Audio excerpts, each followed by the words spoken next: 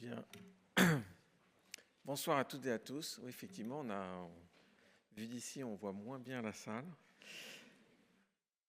Écoutez, je ne vais pas être très long, mais il me revient de clôturer ces journées de méthodologie statistique. Je suis évidemment très heureux d'être ici et de dire quelques mots pour cette clôture à l'issue d'une édition 2025 dont je comprends qu'elle a été riche. Je vous avouerai que je n'ai pas eu la chance de pouvoir participer aux sessions, mais je le regrette parce que je sais d'expérience que ces JMS, c'est toujours un moment de convivialité et un moment d'échange extrêmement important.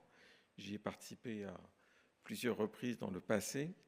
C'est un moment évidemment important pour notre communauté, celle des statisticiens économistes, pas seulement de l'INSEE, mais bien du service statistique public, c'est-à-dire de l'INSEE et des services statistiques ministériels. Je sais que beaucoup d'entre eux étaient présents, et au-delà, évidemment.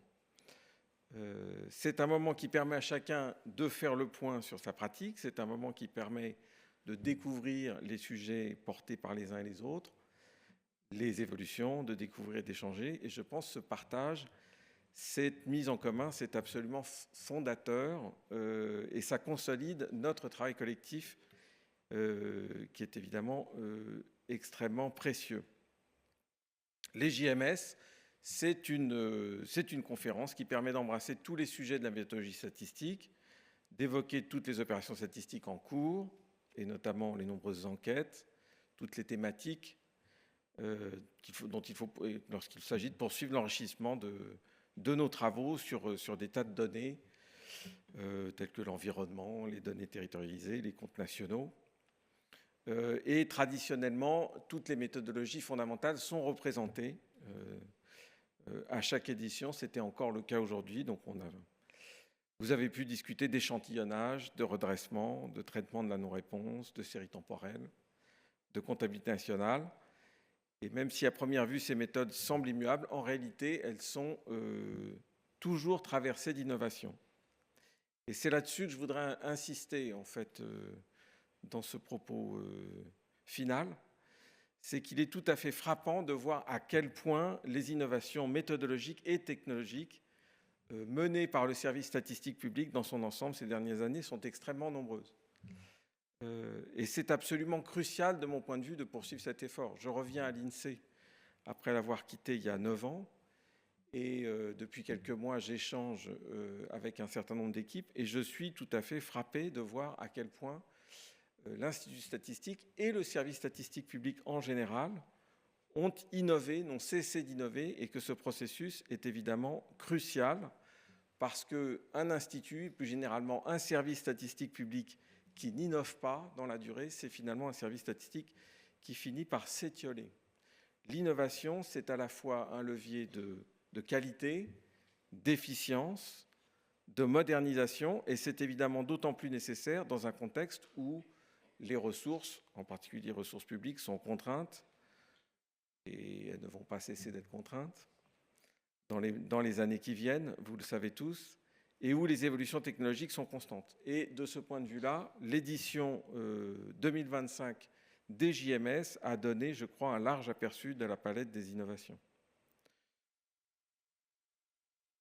Pour évoquer quelques exemples, là encore, si je compare par rapport à il y a 10 ans, bon, évidemment, en majeur, aujourd'hui, le sujet qui revient un peu sur tout élève, c'est celui de l'intelligence artificielle, en particulier les modèles d'apprentissage. Et je comprends que cette édition lui a laissé une large place qu'elle mérite.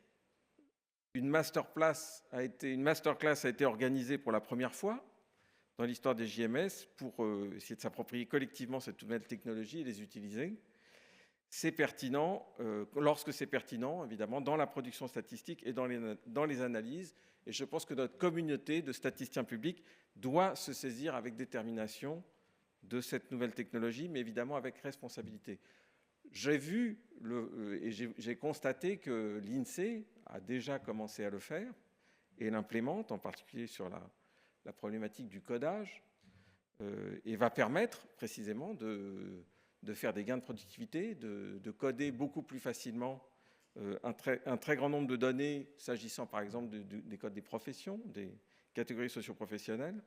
J'ai vu également dans les années récentes et dans la position que j'occupais avant à l'INSEE, c'est-à-dire à l'adresse, à quel point les modèles d'apprentissage pouvaient permettre de faire progresser la statistique publique.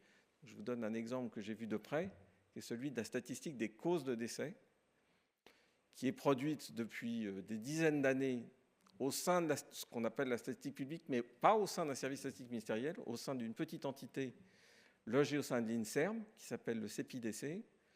Lorsque la crise Covid est arrivée en 2020, et j'étais responsable du service statistique donc de l'adresse, on s'est aperçu que la statistique des causes de décès était connue en France début 2020 jusqu'à l'année 2016. 4 ans de retard pour connaître les causes de décès.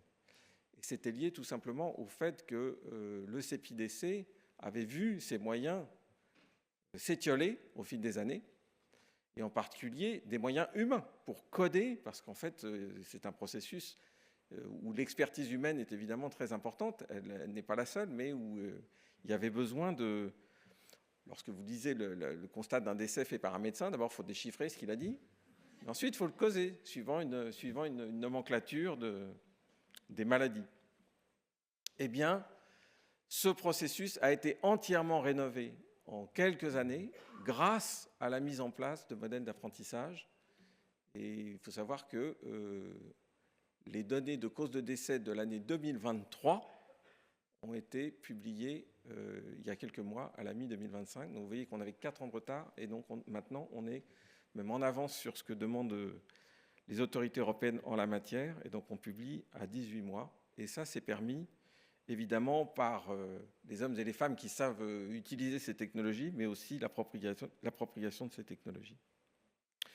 Mais au-delà de l'IA, je voudrais là encore dire et souligner, je ne prétendrai pas être exhaustif, et souligner combien, quand je reviens à l'INSEE, après 9 ans, je constate que même sur le cœur de nos métiers d'information statistique, qui sont fondés à la fois sur le recueil de la collecte des données de type administratif ou d'enquête, eh bien, le système statistique public a innové.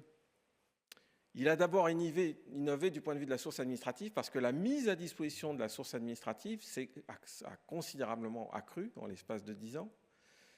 Je vais vous donner juste un exemple. Moi, quand je suis parti de l'INSEE, la DSN, la déclaration sociale nominative, commençait à se mettre en place, et donc l'INSEE se préparait à absorber ces données. Mais je vois 10 ans après à quel point elle a bouleversé la statistique sur l'emploi et les revenus, et combien elle nous a permis de faire des progrès de géants en termes de fraîcheur de données et de détails de données mises à disposition du grand public sur ces thématiques si importantes. Et je fais le pari que d'ici quelques années, et nous ne sommes qu'au début du processus, la facturation électronique qui est en train d'être mise en place partout en Europe et qui concerne d'abord le service de la DGFiP, les finances publiques, c'est-à-dire le fait que les entreprises vont devoir transmettre électroniquement tous leurs achats en disant « j'ai acheté tel type de produit à telle entreprise partout en Europe », vous verrez que d'ici, si on se projette d'ici à 10 ans, ça aura bouleversé considérablement la statistique d'entreprise en France, et il faut s'y préparer. Donc voilà un premier exemple, passé récent, et si on se prépare à l'avenir. Les enquêtes, évidemment, demeurent extrêmement importantes dans le paysage de la production statistique, et elles le resteront. Tout ne peut pas être traité avec des données administratives. Aucun formulaire administratif ne permettra, par exemple, Jean-Marc Vittori en a parlé à l'instant, d'essayer de mesurer le ressenti des personnes. C'est un exemple parmi d'autres, ou la satisfaction dans la vie. Mais ces enquêtes, elles aussi, ont connu ces dernières années beaucoup d'innovations. Et là, je n'en citerai qu'un, mais qui se met en place depuis quelques années à l'INSEE. C'est la problématique du multimode, que vous connaissez bien en tant que méthodologue, qui est une innovation majeure de la collecte des enquêtes et qui joue en fait sur l'ensemble du processus.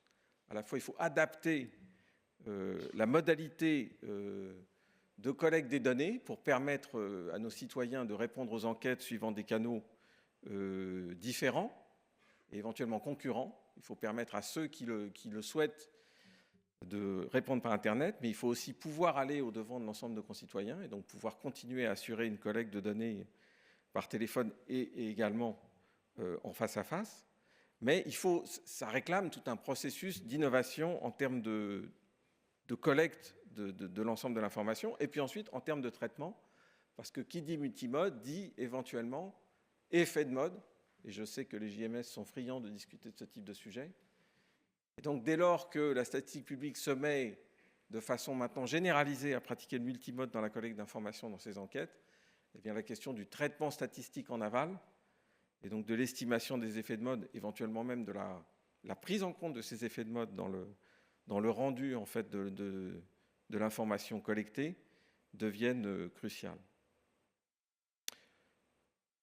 Je serai très bref, mais le troisième canal d'information, c'est évidemment le développement de la statistique publique, l'appropriation des données privées. Là encore, en 10 ans, ça s'est fait. Moi, quand je suis parti de l'INSEE, il y a 10 ans, on se préparait à rentrer dans le calcul de l'inflation l'appropriation des données de caisse de la grande distribution. C'est fait maintenant de plusieurs années, en routine.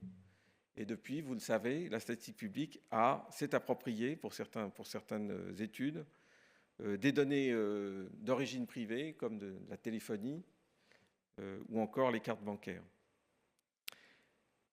Et puis là encore, en termes d'innovation, je voudrais insister sur un point très important. Donc, ça traverse tous les modes de production statistique, mais ça traverse aussi la problématique de la mise en cohérence de ces données.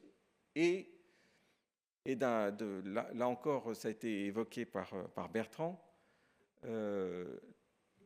l'ensemble de ces données collectées maintenant peuvent se mettre en cohérence les unes avec les autres, en particulier via des processus d'appariement.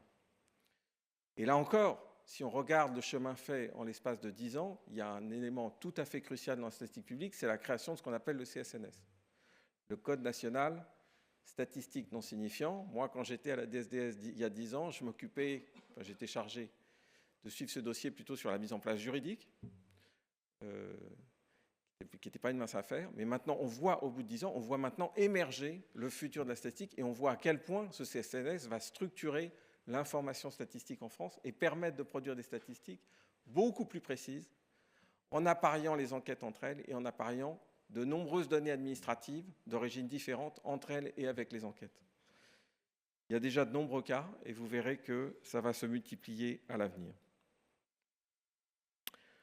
Voilà ce que je voulais dire. Donc, innover et partager cette innovation. Les JMS, c'est un lieu dans lequel on discute de l'innovation pour le futur de la statistique publique et dans lequel on transmet le savoir et on l'échange entre nous de façon ouverte et transparente. Et je vais terminer là-dessus. La dernière table ronde l'a dit et on a débattu, c'était le thème, mais je pense que c'est extrêmement important. On est rentré dans une ère dans laquelle une ère de l'information et de la désinformation, comme vous le savez.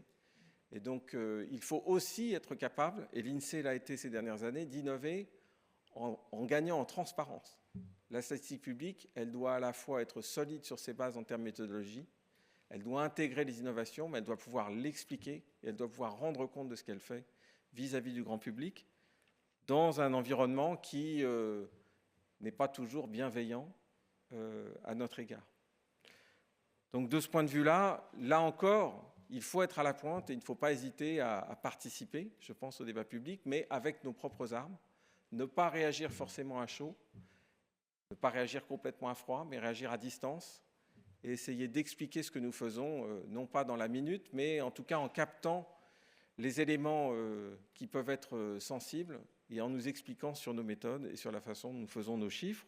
Ça me semble extrêmement important. Il y a de la bonne critique. Moi, il me semble sain dans une démocratie que la statistique publique ait à rendre des comptes et qu'elle écoute les critiques qui lui sont adressées. Il y en a eu dans le passé et ces critiques peuvent nous faire progresser, à la fois dans nos méthodes et dans le type de sujet qu'il nous faut investiguer. Mais il y a de la critique qui est non pertinente, et même en ce moment, il y en a quand même un certain nombre. Et donc là, il faut être solide sur nos bases, il faut répondre point par point, mais calmement, avec nos méthodes et sans aigreur, ni avec colère ou dédain. Jamais. Voilà. Il me reste, j'en ai fini, il me reste à remercier tous les intervenants, les présidents de session, le comité scientifique, Vous savez que ce type d'événement nécessite une logistique complexe, et donc je remercie en tout premier lieu Sorbonne Université pour l'accueil dans ce très beau centre international de conférences. Et puis je souhaite remercier le comité d'organisation et toutes les personnes qui ont contribué pour l'accueil, pour le bon fonctionnement de l'informatique, de la visio. Cette nouvelle édition des JMS a été une nouvelle fois une grande réussite, je pense, et votre présence l'atteste, parce qu'elle nous donne collectivement un nouvel élan pour améliorer nos statistiques. Et donc, je vous donne rendez-vous aux prochaines qui auront lieu dans 2 ans. 3 ans. 3 ans. Alors, dans 3 ans. Voilà. En tout cas, merci à tous.